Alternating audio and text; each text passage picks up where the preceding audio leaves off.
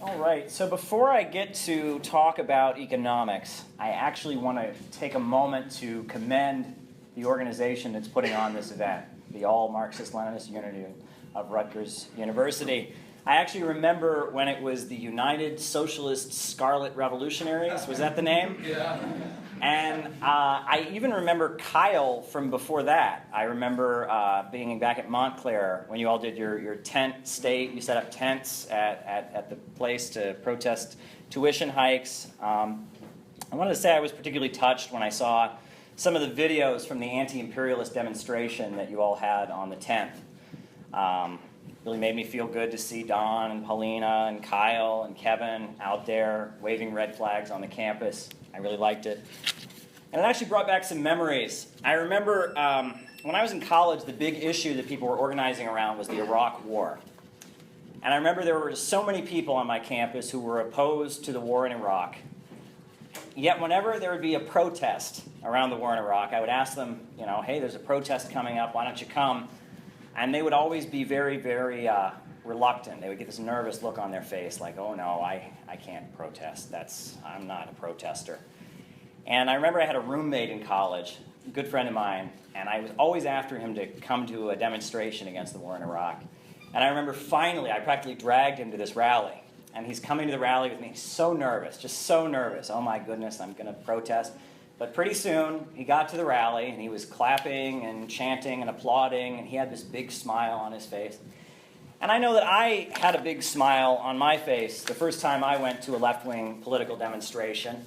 And, if you watch television and you see what they report about protests and rallies, you would think that everyone who attends an event like that is crazy, right? That everyone who does that is crazy, that all those events are violent, that people just run out and battle the police and engage in violent, extreme behavior. But when you actually go to those events, you actually see that something very, very beautiful is happening, that these are people who all their lives have been told that their opinion doesn't matter, and their perspective doesn't matter. And this is those folks coming together and saying, what we think we do matter. And we're going to raise our voices, and we're going to make clear that we don't approve of what's going on, and that we have a right to talk against it and to challenge it. And that's a very beautiful thing.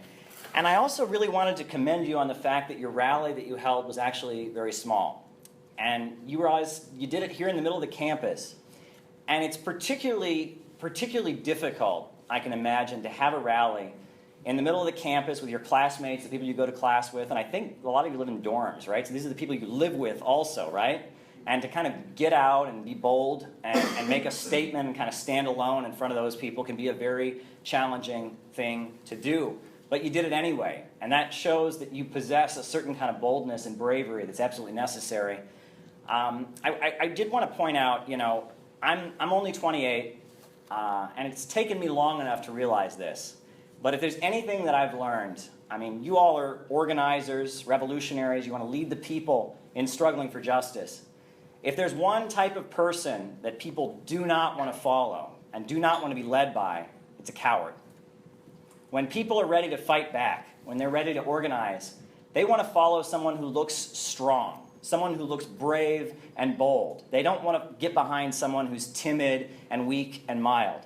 And you may have had people be nasty to you when you were out there that day, but forget it. They're jealous. They're jealous. They wish that they could have the confidence in their political views that you all have in your perspective. So I really admire this organization. What happens here at Rutgers is really special. Every time I come out here and meet with your organization, I do get this glowing feeling. It just kind of gives me energy to keep going. So I thank you for having me out here. Thank you very much. So, on that note, we'll talk about the issue at hand, computers, capitalism, and the crisis of civilization. If you ask people about what issues are currently facing the world, they will have no problem at all naming them. The global stage is becoming increasingly confrontational. Syria has been pushed into a state of civil war for 5 years. Ukraine is in turmoil. Meanwhile, there is a crisis of refugees and migration. People in the Middle East are fleeing to Europe. People in Central America are fleeing to the United States.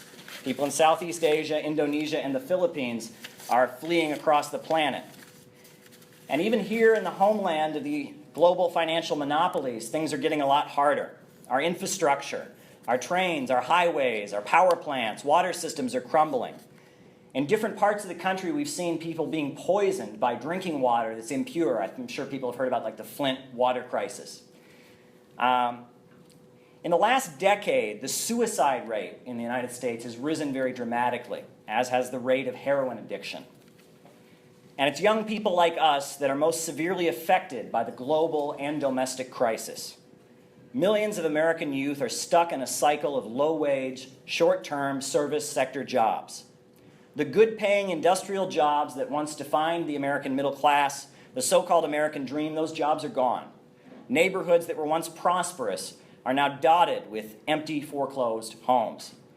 Now, in the media and in personal conversations, it's been trendy to start bashing millennials, right? We've all heard about this lazy generation of young people with their phones who never get anything done. Well, I'm here to tell you that the reason that so many young people are not getting married and buying houses and buying cars, it's not because of some defect in the younger generation. It has a lot to do with economics. It's a lot harder to survive in the world. Don't tell me millennials are lazy. If you get together any group of young people, you'll find people who will work long hours, sweeping floors, serving coffee, or lugging boxes around. They bust their ass for $6 or $7 an hour. They get yelled at by a boss the whole time, driven to work harder. Their schedules are inconsistent. Their hours go up and down each week. And finally, after a long shift, do they get to just go home and sleep? Do they get to just put their feet up? They get to go have a beer? No. That's when it's time to leave, and then they get their book bag, and they get their laptop, and they go to class.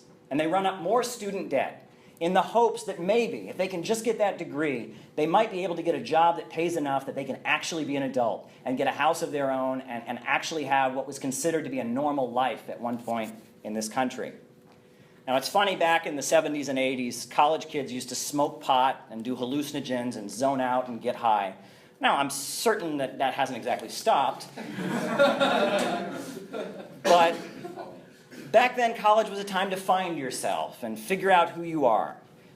But the college students of today, they snort Adderall, not so they can expand their minds and get high, but so they can stay awake all night and cram for their exams. Many of the youth today are more worried about finding out how they can survive and support themselves after graduation than they are about figuring out who they are in some vague philosophical sense. The kind of pressure that young people, and I really should say the kind of pressure that young workers are under in this low-wage economy is astronomical. You wonder why we constantly hear about someone losing their mind and shooting up the place, right? You wonder why the suicide rate is so high. And I certainly can't forget to mention the rising police state in this country right now. The National Security Agency has declared its right to tap our phones and read our emails. The president has declared that he has the right to kill civilians with drones, even if they're U.S. citizens, right? Obama puts your name on a list, he thinks about it, he prays about it, he has a conversation, and then you're dead. No judge, no jury, nothing. The Black Lives Matter movement is absolutely progressive. African Americans continue to be killed by police officers, shot sometimes almost randomly. And after an innocent black youth is killed, the police are almost routinely or just automatically acquitted. Just like President Obama with his drone strike program, the police have been given a license to kill, and the main target is African Americans. The black community, or the black nation in the United States, I should say, simply cannot take the way things are any longer. Rebellions are erupting across the country. And when it comes to the issue of the police state, a lot of white people can't bring themselves to admit what's going on. They can't stomach how bad it actually is, so they make a lot of excuses. They try to avoid the ugly reality of what's happening so routinely. The police state is coming down most viciously on African Americans, but don't think for a moment that your rights are safeguarded and permanently protected just because you're white. The millions of white people in this country desperately need to understand that opposing police brutality and racism isn't just a matter of doing what's right. It's not a white guilt thing.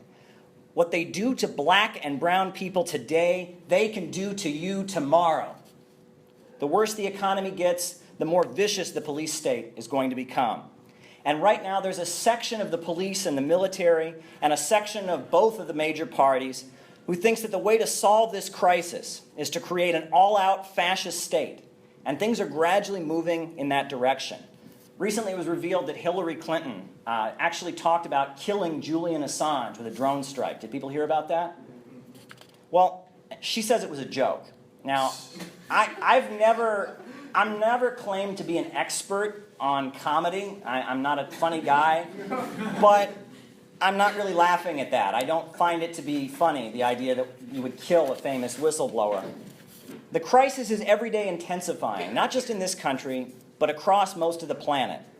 While the global situation gets worse, the U.S. media continues to distract us by focusing on this nonstop circus, this election. I'm not going to say too much about it. I have a feeling that most people here realize that the choice between the status quo plus endless wars and the other option, bigotry, racism, and hate, is not really a choice at all. Thomas Paine, one of the most progressive leaders of the American Revolution of 1776, he said, "These are the times that try men's souls," and we are certainly living in a difficult period right now. The people of Russia faced a somewhat similar period about 100 years ago, and when describing that period in the history of his country in 1905, after the uprising was defeated, the great Russian revolutionary leader Lenin, he said, "Depression, demoralization, splits, discord, defection, and pornography took the place of politics." Now, having unfortunately watched some of the recent debates, I think his words are just as true about the situation today. But everyone here already knew that. If you thought things were just peachy, you wouldn't be here at this meeting. You came here because you want to be involved and you want to solve these problems. Now, what I'm here to do tonight is to tell you why things are this way and what I think can be done about it. To explain the way things are, I'm actually going to go out on a limb here, and I'm going to use a four-letter word. It's a four-letter word that anyone who studies economics should be familiar with. The word is glut, G-L-U-T, glut. Actually, I read the Wall Street Journal. I try to read it almost every day, and some interesting headlines recently. This was from today. Farmers in the U.S. are pouring out tens of millions of gallons of excessive milk amid a massive glut that has reduced prices and filled warehouses with cheese. Did you hear about that?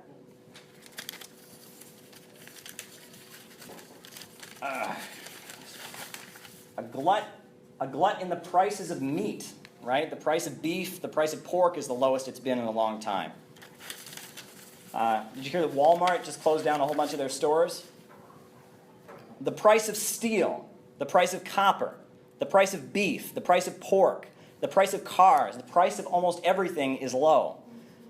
Oil prices are still low. They're not as low as they were, when they were down to like $27 a barrel, but they're still pretty low.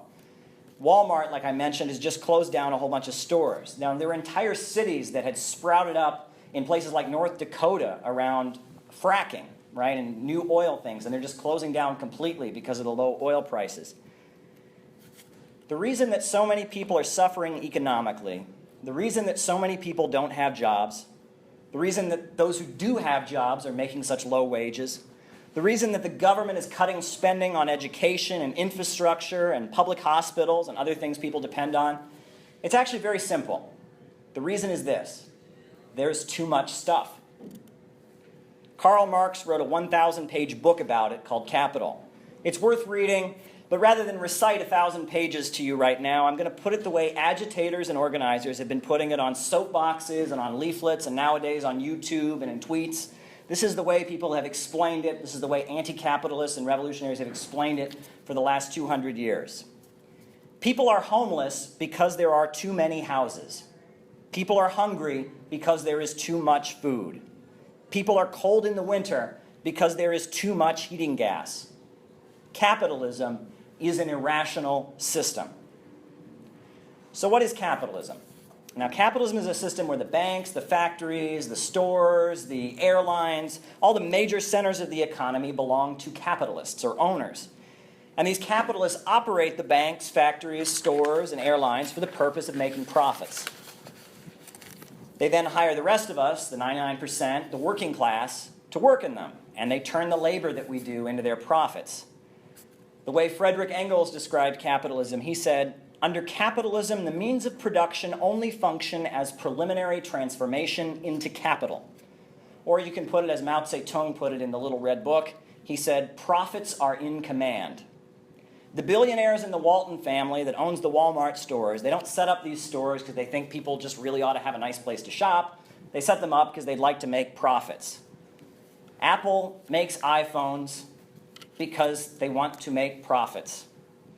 The people who own the airlines don't run them because they're committed to people having a great way to travel long distances. They do it to make profits.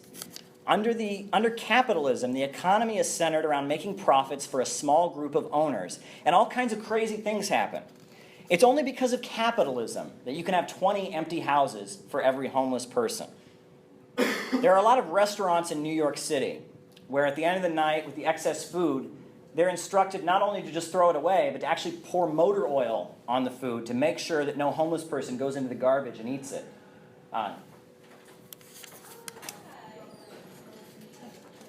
It is because of the irrationality of capitalism that we can have a country that's crumbling and desperately needs to be fixed up, and at the same time have millions of skilled, able-bodied young people full of energy in the prime of their lives, ready to contribute, who cannot find a job. Under capitalism, the capitalists are always looking to make the most profits that they can. And in order to do this, they advance technology. They develop more efficient ways of creating products and marketing them. And in the process of doing this, they hire fewer workers. And furthermore, they de-skill the job so the workers that they have are easier to replace. And in the process, in the short term, they make more and more profits. But at the same time, workers are also consumers. And the fewer of them that are hired, and the lower their wages get, the less buying power that they have. This is the problem of overproduction. The Great Depression of the 1930s was a result of the huge leaps in assembly line production. At first, in the 1920s, there was a boom because of what Henry Ford and other capitalists had developed in terms of the industries. But after 1929, there was a global market collapse. And the only thing that ultimately restarted the global economy was the Second World War, cleared the market, and allowed for growth once again. The reason that we have such a huge glut in the market today is because we are living in the aftermath of one of the greatest technological leaps in history. What Henry Ford did with the assembly line is nothing compared to what has taken place in the last few decades. 3D printers, cell phone technology, satellite broadcasts. These developments have made production exponentially cheaper and easier than ever before, and the market is now flooded with products that cannot be sold. And there are millions and millions of people who no longer have a place at the assembly line. For example, when my father was in college, he would work the summers in a book bindery. And there'd be hundreds of people in this book bindery who would do nothing but print books all day long and bind them, right? Well, nowadays, Amazon Create a Page, you can print an entire book by pushing a button. That's what the computer revolution has done. Advances in technology should be good. In a rational world, it would mean less work for everyone. But under capitalism, advances in technology create greater abundance of material goods, and in the process create greater poverty. So where did the computer revolution come from? Well, for the remaining part of my talk tonight, I'm going to tell you about how computers were developed. And that story contains the answer about how we can get out of the crisis that we're facing. Who invented the computer? Anyone? It wasn't Bill Gates. It wasn't Steve Jobs. There's actually no, it's a trick question because there's no real answer to that question. No individual can claim that they invented the computer. Often defenders of capitalism will point to people like Bill Gates or Steve Jobs or Eric Schmidt from Google and say that they're proof of the greatness of capitalism. We hear that these are brilliant men who worked so hard, and as a result of their hard work, they made billions of dollars from these great inventions. However, the individual who's often described as the father of modern computing is a man who lived in poverty his entire life. He didn't become rich and famous, and it wasn't until decades after he died that anyone even knew who he was. So, that individual is Alan Turing. Are people familiar with? Yeah. Now, back in the 1930s, there was an economic crisis facing the world. And when an economic crisis takes place, the rich and powerful begin fighting among themselves. The capitalists, the owners of the banks, factories, and such, they see their profits going down. They see the poor people rebelling, and they see society becoming less stable. And when there's an economic crisis among the rich and powerful, a section usually emerges, one that's well connected with the police and the military, that pushes for fascism. Fascism is nothing but the open, terroristic dictatorship of the most reactionary sections of the ruling class. In Italy, they abolished the democratic government and set up a brutal dictatorship led by Benito Mussolini. In Germany, the capitalists set up a brutal fascist dictatorship led by Adolf Hitler. In Spain, eventually they were able to set up a fascist dictatorship led by Francisco Franco. However, at this time, the Soviet Union existed, and there was a strong global communist movement. The communists of the world assembled in Moscow for a historic meeting. And at this meeting, they announced a plan to build a mass movement called the People's Front. It's also sometimes called the Popular Front. That comes from the French translation of Fronte Populaire. Now, George Dimitrov, the Bulgarian communist, he explained the theory behind the Popular Front. And basically the idea was that as capitalism starts moving toward fascism, it is the duty of communists to defend democracy.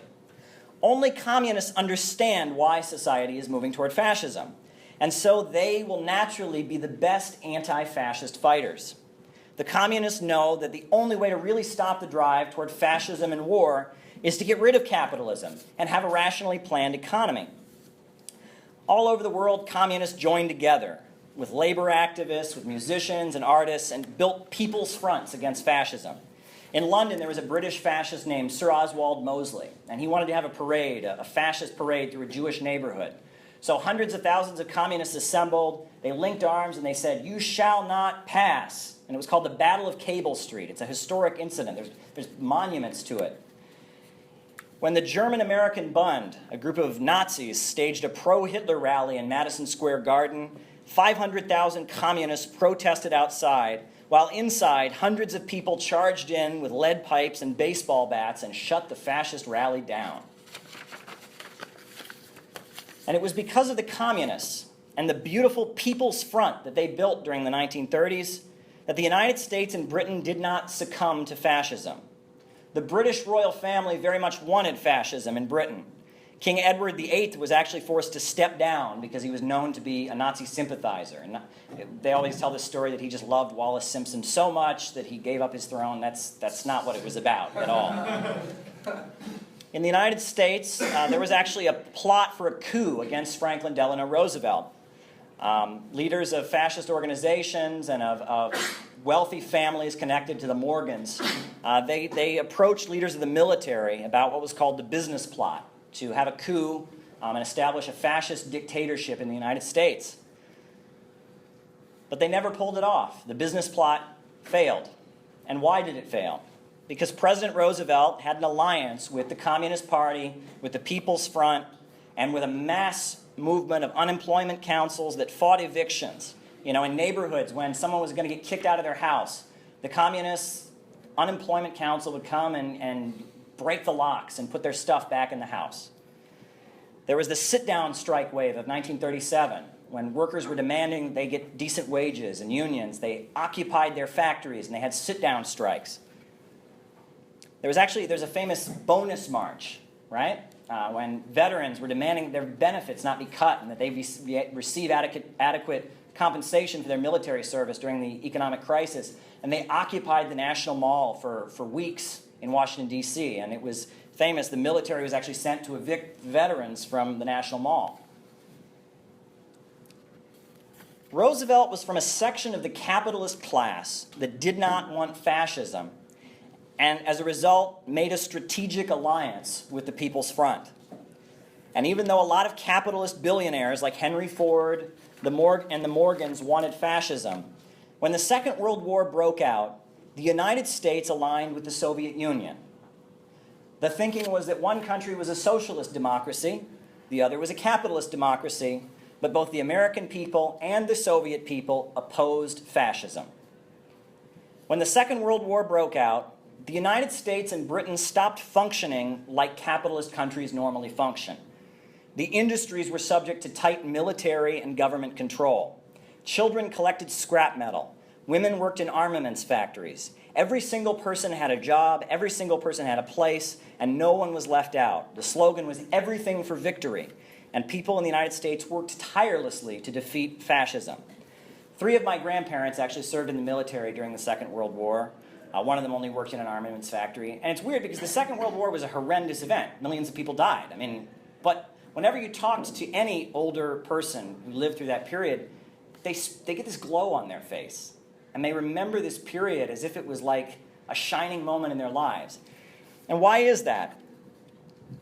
Well, it's because human beings are collective creatures. We like to work together. We like to feel like we have a purpose. We like to feel like we're part of a group.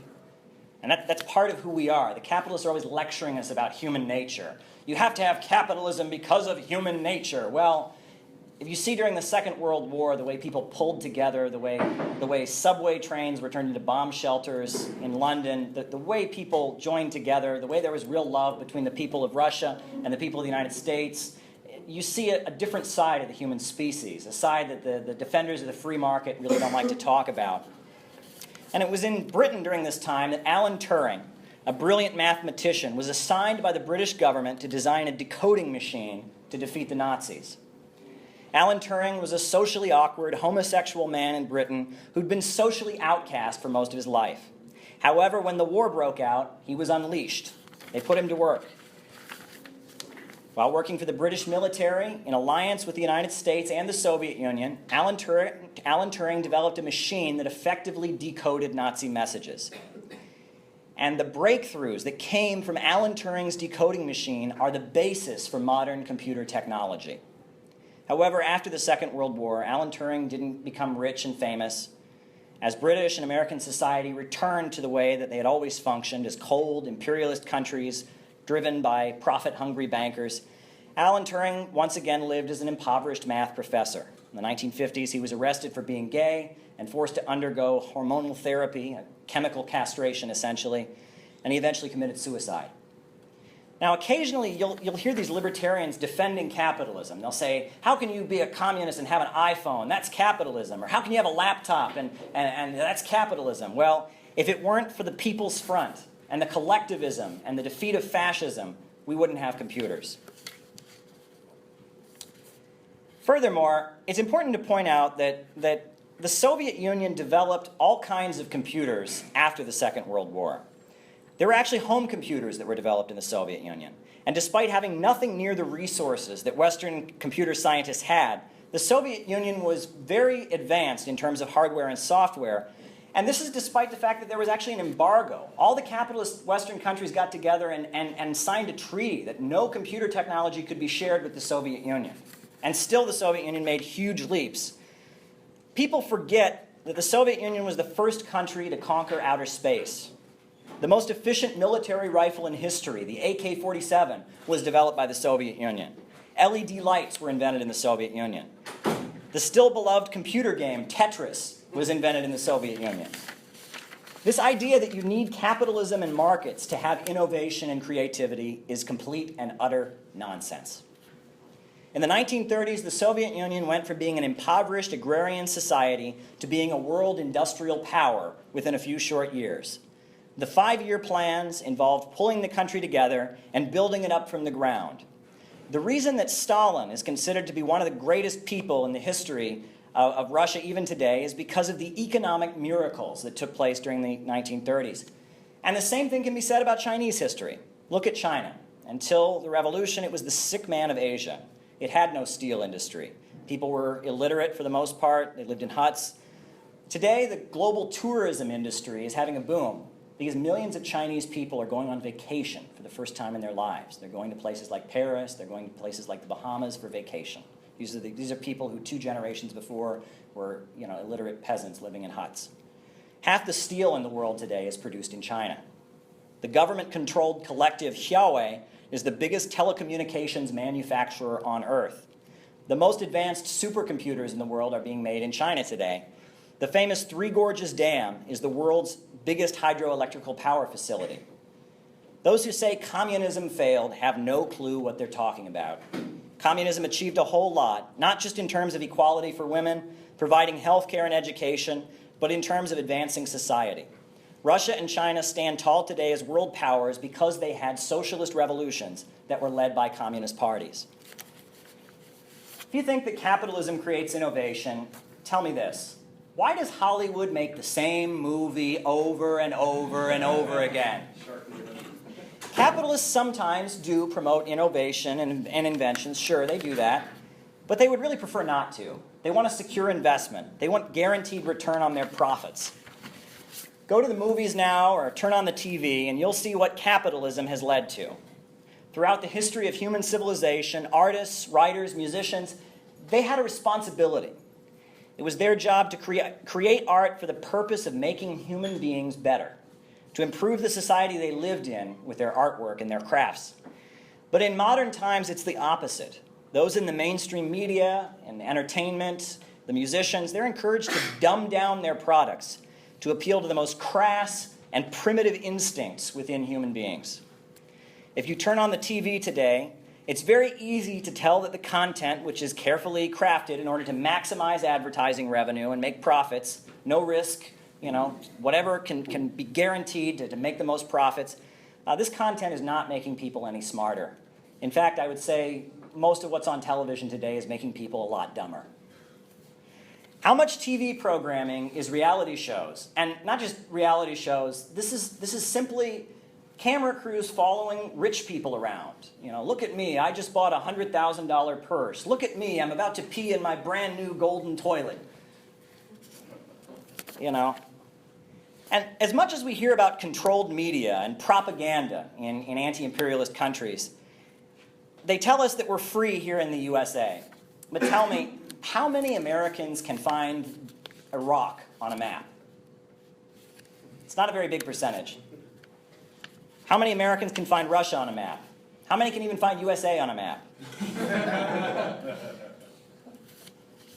This election, I gotta say, this election illustrates how much capitalist culture has really, degraded society and really kind of eroded the intelligence of people in this country.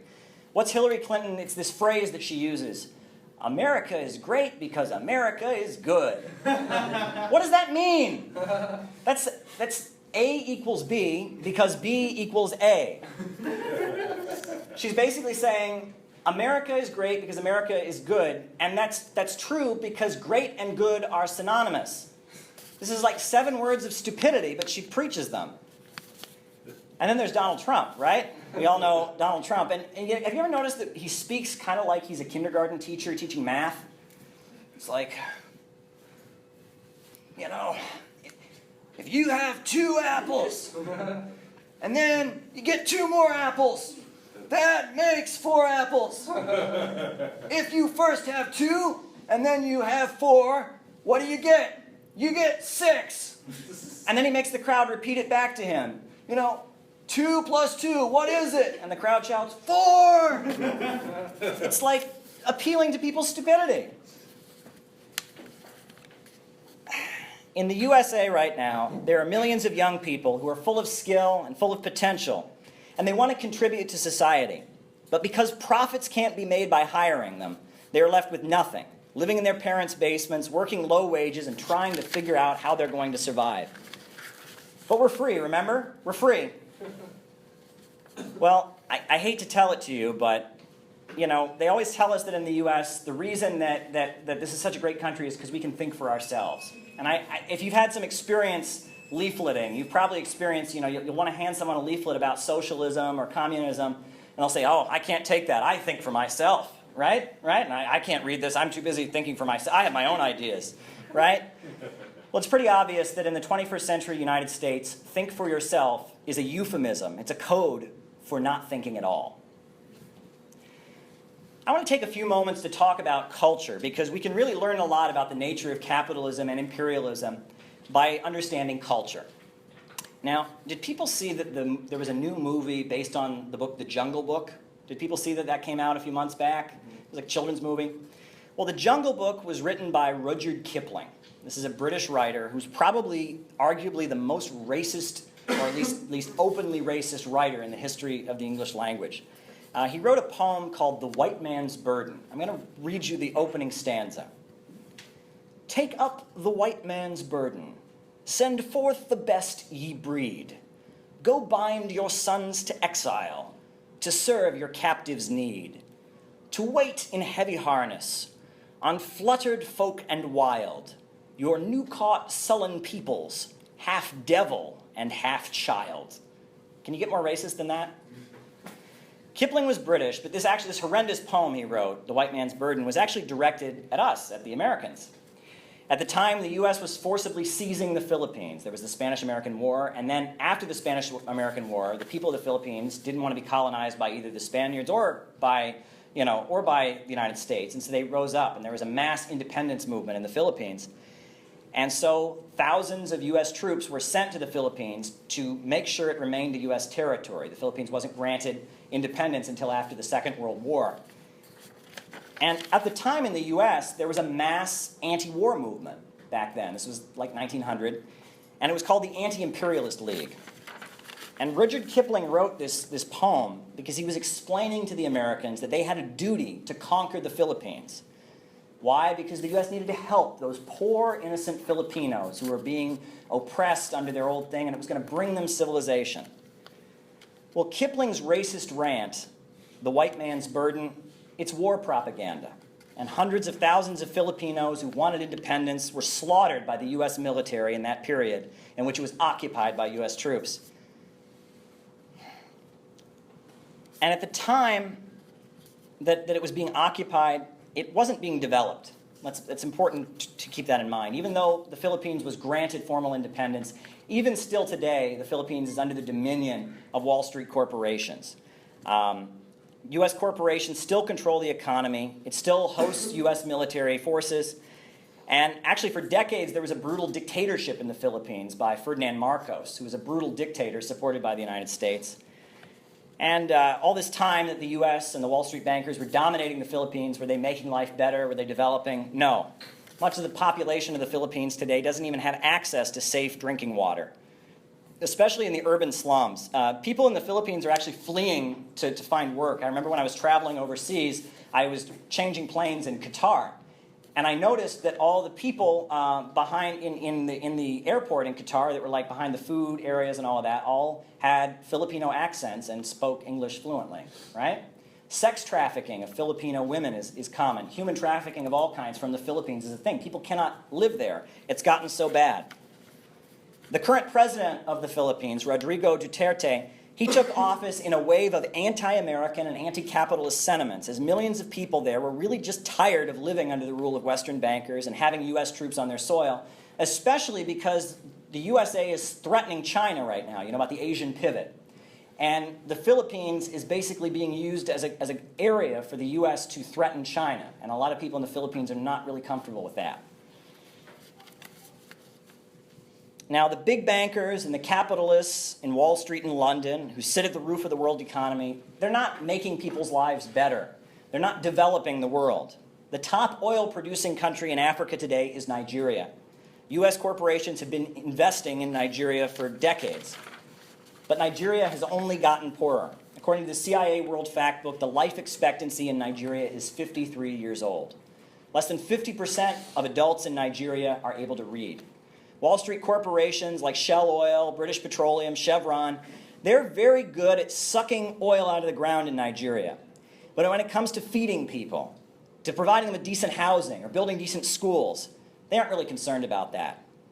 Nigeria is a country that has made lots of Wall Street bankers very, very rich, but the people of Nigeria are very, very poor.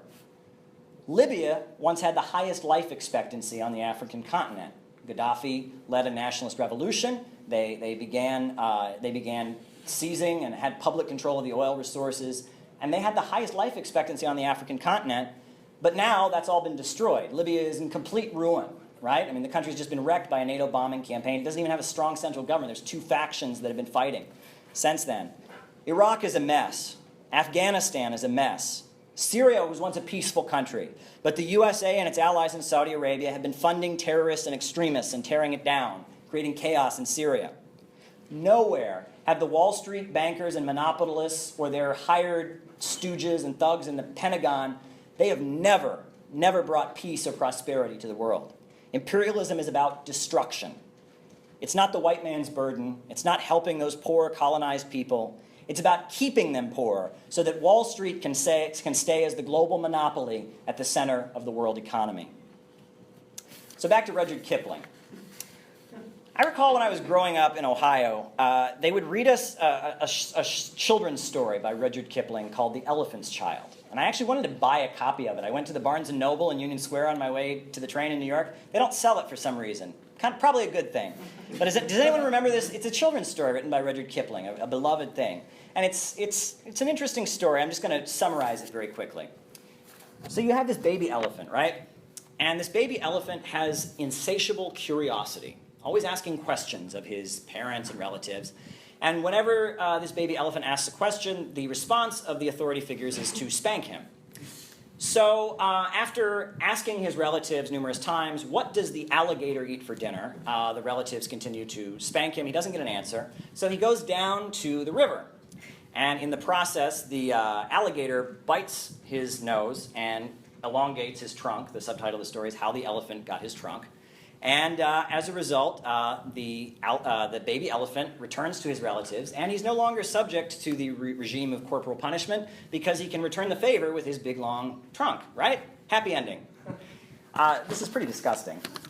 I don't know why anyone would want to read this to children. It's certainly not promoting healthy family relations.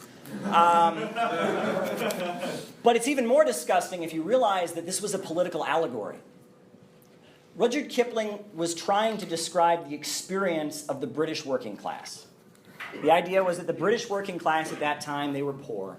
They were being worked to death in these factories. They were being kicked around and discriminated and humiliated by the British ruling class. But they had hope. They could go to the third world. They could go to Africa or Asia or Latin America and be bosses and overseers and colonizers. And in the process, they would win the respect of the British ruling class. That's what he was talking about. And this is in other poems that he wrote. Rudyard Kipling's appeal to the British working class is very, very similar to what's going on with the Donald Trump campaign right now. In hard economic times, it's the communists and the socialists and the left and the revolutionaries that tell working people that they can join together, that they can stand arm in arm, and that they can fight back. But fascists have a very different message. Fascists tell people who are suffering, who are impoverished, that the solution is oppressing someone else. The Nazis in Germany, the fascists in Italy, the Ku Klux Klan in America, they told poor and working people, yes, you've got it hard. Don't try to focus on winning justice for yourself and your community. No! Channel your suffering and your outrage into focusing on how you can get pleasure in harming and beating down someone else. Impoverished working class people from Ohio, from Michigan, from Pennsylvania are angry about the fact that they don't have jobs and they can't pay their bills. And so Donald Trump is offering them the ability not to see their lives improve, not to fight for justice, but to attack immigrants and to attack Muslims and to make degrading and disgusting comments about women. The fascist glorification of punishment, sadism, and a kind of cynical lust for revenge is not the road to liberation. We've seen what happened when the Nazis took power in Germany. When governments that work hard to find the evil and animalistic parts within the human spirit and to then unleash those parts of us, when they take power, truly horrendous things happen. And I'm going to get flack for saying this, but there's even parts of the left that fall into some of this. So many of the people who are left-wing and claim to be socialists or communists, they don't really seem to think about changing things. In the 1930s, the Communist Party of the United States published a beautiful book called Towards Soviet America. And the final chapter of that book laid out this beautiful vision for what the United Socialist States of America would be like. But on the left today, you don't really get people talking about the United Socialist States of America. You get people screaming at people for using the wrong gender pronoun, right? You don't really get an appeal to the working class. They think of the working class, especially the people who are losing their jobs and the deindustrialized Rust Belt, They call them ignorant fools and bubbas, and they all just need to, they need to attend NYU and take gender studies so that they can learn fancy words and write papers about oppression theory.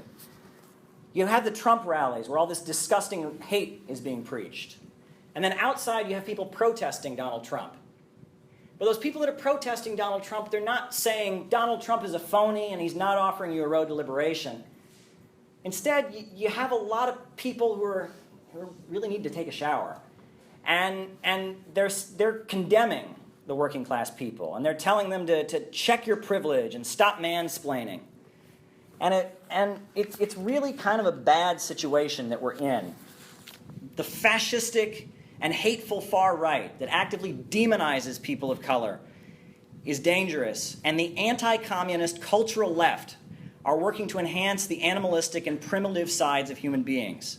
Aggression, sexuality, extreme emotions, not logic and reason, and the struggle for progress are being promoted. This is capitalism in decay. But I'm not hopeless. Why? Because there are people like the ones on this campus who are studying and learning.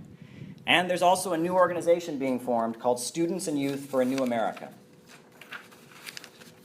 I think the time has come for a new People's Front, one that's aligned with the Soviet people, one similar to the one that was built in the 1930s that was aligned with the Soviet people and defeated fascism. The first thing that needs to happen is that white leftists need to stop trying to be white saviors of people of color. The oppressed black nation, which is under attack, which is facing such brutal police brutality, which is the last hired, the first fired, has been discriminated against and repressed. That community has entrenched revolutionary leadership with deep roots. The Nation of Islam, the African People's Socialist Party, the new Black Panther Party, these are black revolutionaries. And white revolutionaries should support these forces, not compete with them. The reason that George Soros and the Wall Street billionaires are pouring money into the Black Lives Matter Incorporated Foundation, it's not because they want to stop police brutality. The billionaires and the bankers, they don't care. They are very afraid that the beautiful uprising against police brutality that's happening right now in this country could eventually be led by revolutionary and nationalist forces, and they want to keep that from happening. We must not join Wall Street's crusade against black nationalism. Instead, it's time for white revolutionaries to get out of the college campuses and go and organize their own people to have anti-racist and anti-imperialist politics. The white working class is angry. Its homes are being foreclosed. Its jobs have been eliminated. If no one offers them a solution, if no one patiently explains to them that capitalism is the cause of the crisis, things are only going to get worse. We need to build a mass movement right now. A revolutionary movement that studies, yes, Marx, Lenin, Mao Zedong, Stalin, and Verhoeven. But if you want to make a revolution in the United States, you also need to study Abraham Lincoln, Frederick Douglass, Nat Turner, Harriet Tubman, and the Second American Revolution, the beautiful uprising and mobilization that smashed slavery. And you also need to learn about William Z. Foster, Elizabeth Gurley Flynn, Paul Robeson, and the revolutionary movement of the 1930s. We need to demand, not ask, but demand that the money that's being used for all these criminal wars being waged around the world be used to hire young people and rebuild the country. It is time to declare that every person in the United States has the right to a job, the right to housing, the right to free college, and that these basic human needs should take priority over drones and bombs and militarism.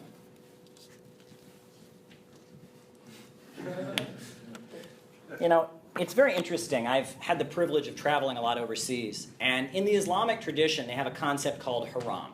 It's an interesting concept that was explained to me.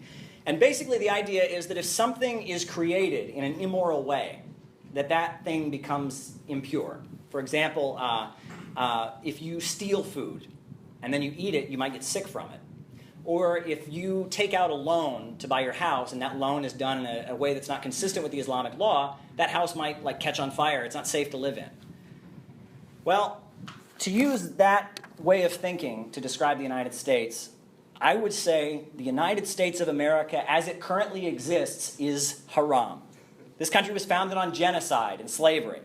Innocent people were slaughtered. A lot of real horrors have gone on in the history of the United States of America.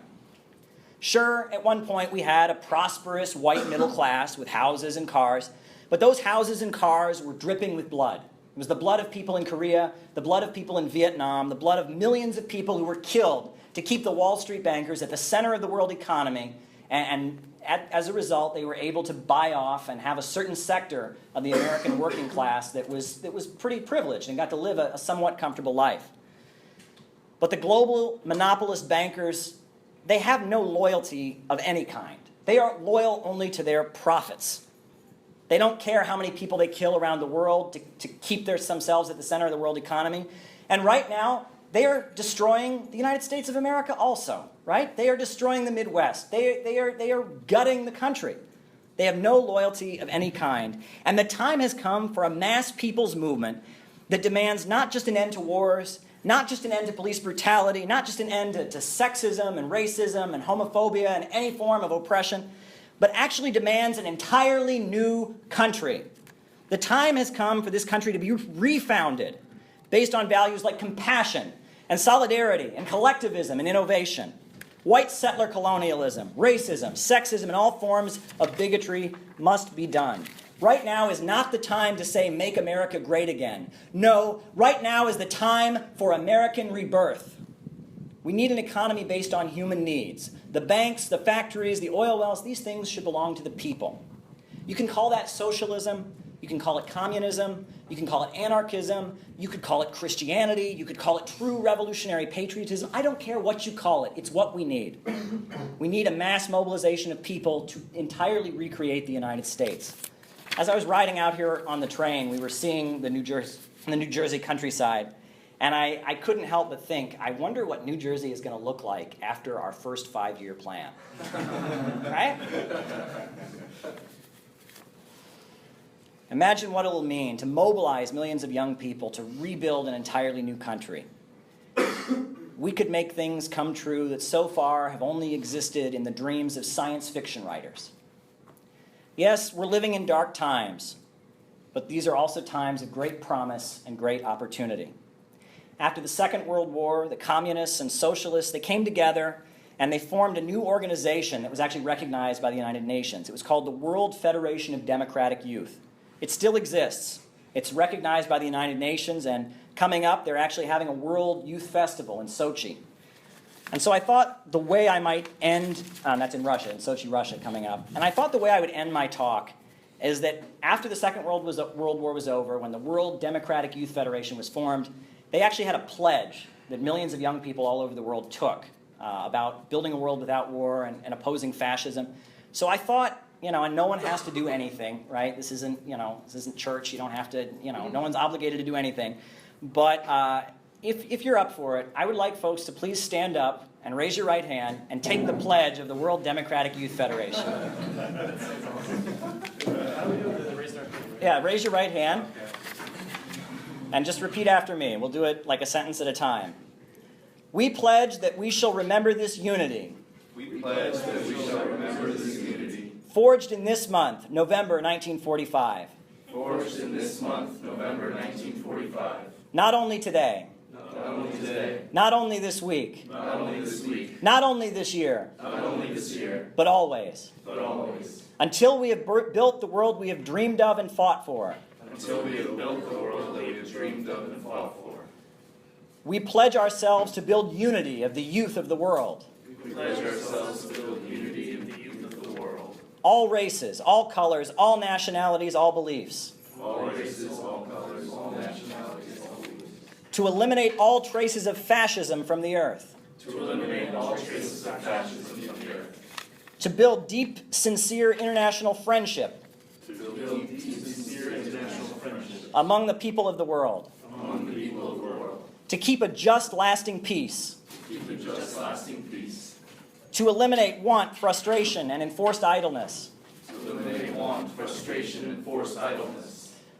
To come to confirm the unity of all youth. To come to confirm the unity of all youth. To salute our comrades who have died. To salute our comrades who have died. And pledge that our skillful hands. And pledge that our skillful hands. Our keen brains. Our keen brains. Our young enthusiasm. Our young enthusiasm. Shall never be wasted in a war. shall never be wasted in a